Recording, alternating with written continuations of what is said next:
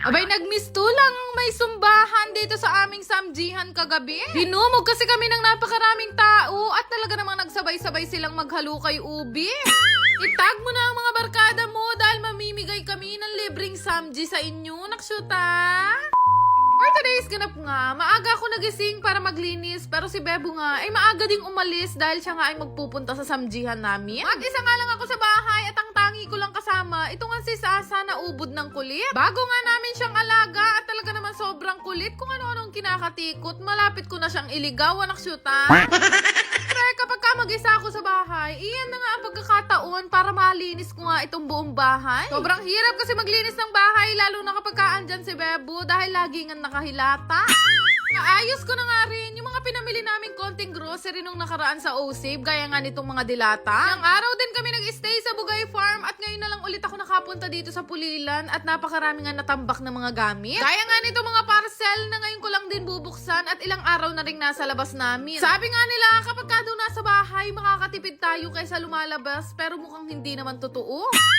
Pagkat pinagwawalis ko na nga itong sala namin at minap ko na nga rin, hindi naman ito mahirap linisin dahil maliit lang naman. Problema lang talaga dahil may mga alaga nga kaming aso't pusa, talaga namang wagas kami kung balahibuhin. Matapos nga ako maglinis, binuksan ko naman itong isang parcel na kanina ko pa hinihintay dahil ito nga ay pagkain ng mga alaga namin. Ay nuka, kung kami wala na kaming maulam, pero sila, Diyos ko, kumpleto pati treats, anak syuta.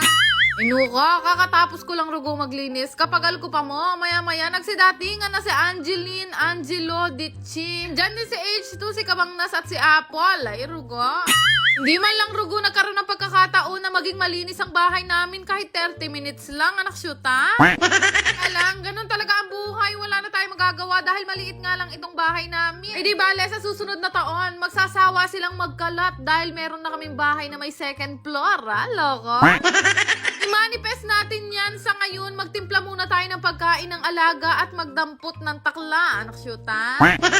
Nag-aayos pa nga ako dito sa amin. Nag-chat naman sa akin si Bebo na napakadami nga daw ngayong tao. Weekends din kasi at kapag ka weekends dito sa Menjo Korean House, meron nga kaming palibreng live band para sa inyo. Kapit na nga rin kami mag-isang taon dito sa aming samjihan, pero tingnan nyo naman, kahit nalooban, grabe pa rin kaming dayuhin. Karaniwan sa mga customer namin guys, hindi naman kami kilala. Naging loyal customer na lang talaga namin sila dahil sa mura nga ng aming samjihan, tapos napakasarap pa ng timpla, naksyuta.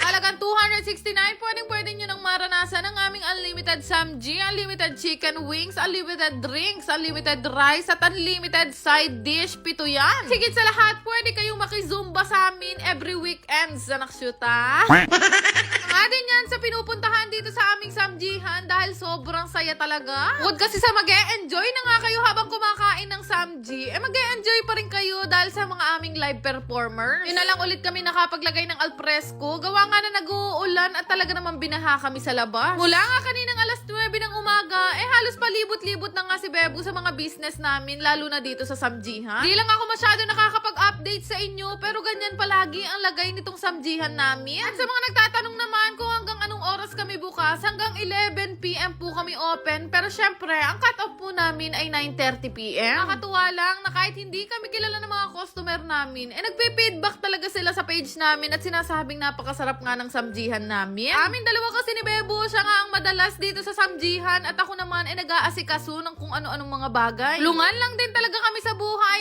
lalo na sa mga kailangan naming asikasuhin. Kaya naman panigurado, gutom na nga ito si Bebo, kaya ang sabi ko sa kanya, ipagluluto ko na lang siya ng paborito niyang giniling. Yan din talaga ang rason kung bakit palagi akong may stock ng carrots at patatas sa rep namin. At alam niyo na rin siguro ang rason kung bakit palagi ako nagluluto ng giniling. Sa lahat kasi ng ulam, yan talaga ang paborito ni Bebo at kahit anong mangyari, hindi niya yan tatanggihan. Deserve naman niya ng masarap na giniling dahil pagod na pagod daw siya ngayong araw sa dami nga ng customer na nagpunta sa samjihan. Pero unahan ko na kayo, may sarili akong version na pagluluto ko ng giniling at hindi tayo pare-pareho ha. Pero maiba lang tayo, natawa talaga ako dahil napakarami nagme-message sa akin at kino-congrats nga ako, anak syuta. Play lang po ng 2 weeks ang Disney Princess pero wala pang kasiguraduhan. Reng Marites talaga, lapay sambot. Pero dahil gusto kong updated kayo sa lagay ng loob ng tiyan ko, ay sige, update ko kayo araw-araw. Karami na nga nagko-comment na kaya daw pala ako tumataba. Talaga naman tawang-tawa ako dahil napakarami na nilang sinabing bawal sa akin. Hindi ko naman isisekreto sa inyo guys kapag ka nagdalawa ang linya. Alam ko naman na excited na kayo sa online pamangkin nyo sa akin. Pero anak syuta, if ever man na dalawa ang linya, paano na lang rugo yung mga pinagtatatakbo ko araw-araw? So anyway, nung natapos nga ako magluto, ay naligo na rin ako at maya-maya dumating na nga rin tong si Bebo. Napakarami niya nga rin kwento sa akin at talaga naman daw napagod siya sa dami ng tao. Sabi ko naman sa kanya, abay good problem yan, kesa naman walang kumakain rugo sa atin. Kaya naman sa nagke-crave din ng Samji dyan, i-share nyo lang tong vlog ko at pwedeng-pwede kayong manalo na Samji sa amin, anak syuta.